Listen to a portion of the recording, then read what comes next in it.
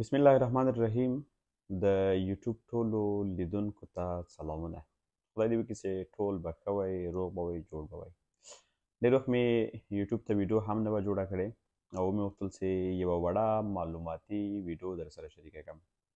یوازې موخه مې همدا وه چې هم به خپلو ملګرو سره سلام کلام وکړم او په ضمن کې به نو یوه وړه ویډیو هم ورسره شریکه کړم. نن سبا ځوانان چې دي ټیک ټاک زښت زیات کاروي. تاسو ټول به لیدلي وي او ګیمونه زښت زیات خلک کوي او په دې ګیمونو کې یو شمېر ملګري دي چې نو هغه نو سخت مصارف کوي. مصارف دا کوي چې خپلو ملګرو ته یا خپلو پیژنګلو ته هغوی ته ګفټینګ کوي، یا ورته زمري ولي، یا ورته پیشوګانې هغه کوي، یا ورته نور ګفټونه کوي. هلته نو رنګارنګ شیونه دي، د هر څه قیمت هغه ده، خو نسبتا دغه زمری چې ده ډېر مشهور ده. خو ډېری ملګري د زمري په اړه بیا معلومات لري چې د دې قیمت څونه ده، څونه دغه هاوس ته ورځي، څونه ټیک ټاک ته ورځي او دغه څوک چې مصرف کوي دې نه څو روپۍ ګټ کېږي. دغه مهمې خبرې دي چې ډېر کم ملګري ورباندې پوهېږي. که څه هم دا خبره ډېره ضروري نه ده چې باید ټول ورباندې پوه سي، خو ما د یو معلوماتو لپاره شریکه کړله چې تاسو فکر وکئ چې ټوله ګټه چیرته ځي او تاوان څوک ویني. مهمه خبره دا ده، ځکه که یو څوک چاته ګفټینګ کوي، د په ځای که چاته یو نغدې پیسې ولیږي نو شاید ډېر ښه سي ورته او ښه تمام سي ورته او هغه کس ته یې فایده هم ډېره ورسېږي. ځکه دا خو د همدې لپاره ګفټینګ کوي هغه کس ته چې ده ته فایده ورسېږي یا ده ته ګټه ورځنې واخلي. په ټوله کې دوی چې کوم کوینز اخلي، $1 باندې $1 چې ورکوي هغوی 15 کوینزه ورکوي ټیک ټاک ورته. بیا دغسې کله هاوس ته وهل کېږي یا ویشتل کېږي یا هغه باندې مصرف کوي، د دې بیه درته وایم. مثلا دغه تصویر تاسې وګورئ، په دې کې یو پیشکه ده یا د زمري بچی ځینې خلک ورته وایي، ښه، خو نه زمري بچی ده او نه پیشکه ده، خو اصل کې دا قوارې د زمري بچي ته ورته ده. دغه تاسې وګورئ، د ده قیمت په ټیک ټاک کې 4888 کوینزه ده چې د ده ټول قیمت $15 کېږي. یعنې دغه ته په $15 یو سړی اخیستلی سي له ټیک ټاک نه. زه مثلا دغه $15 باندې اخلم، خو څوک چې ګیم کوي بل چا سره، زه دغه $15 هغه ته لیږم یا دغه مقابل کې دغه پیشو ورلیږم یا دغه وړوکی زمری ورلیږم، نو دغه $15 چې ده دا دوه برخې کېږي. دوه برخې کېږي چې 9.3 تاسې په دې عکس کې هم ګورئ، دا پیسې ټیک ټاک ته ځي.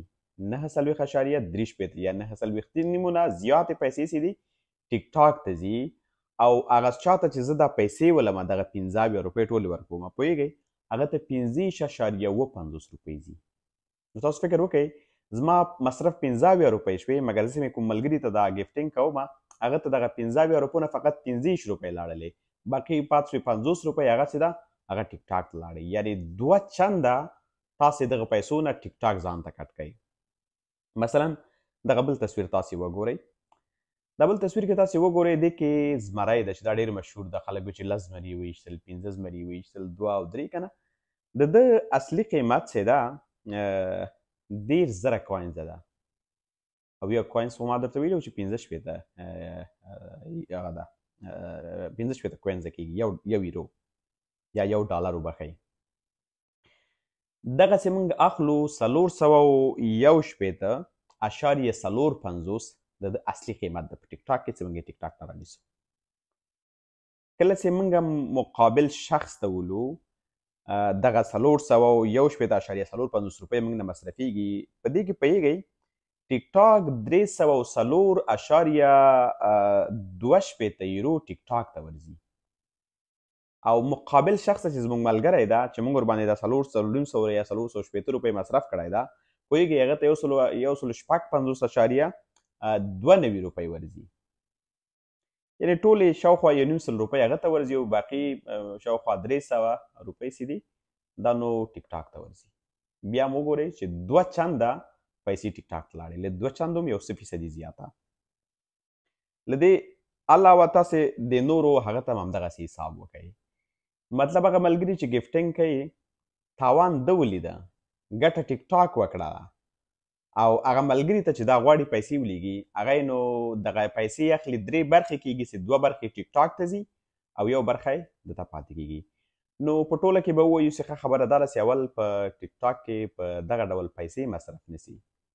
دغه په عوض باندې که هغه ملګري باندې زموږ زړه درد کوي یا غواړو چې همکاري ورسره وکړو یا کومک وکړو، نو ښه خبره دا ده چې موږ ورته د دې په ځای چې ګفټینګ ورته وکړو، نغدې پیسې ورته ولیږو. هم به هغه خوشحاله وي، هم به زما هغه پیسې 2 برخې بل چیرې نه ایدي. نو دا یوه وړه ویډیو وه د معلوماتو لپاره. انشاءالله نور ویډیوګانو ته به هم ادامه ورکوو. ډېره مننه.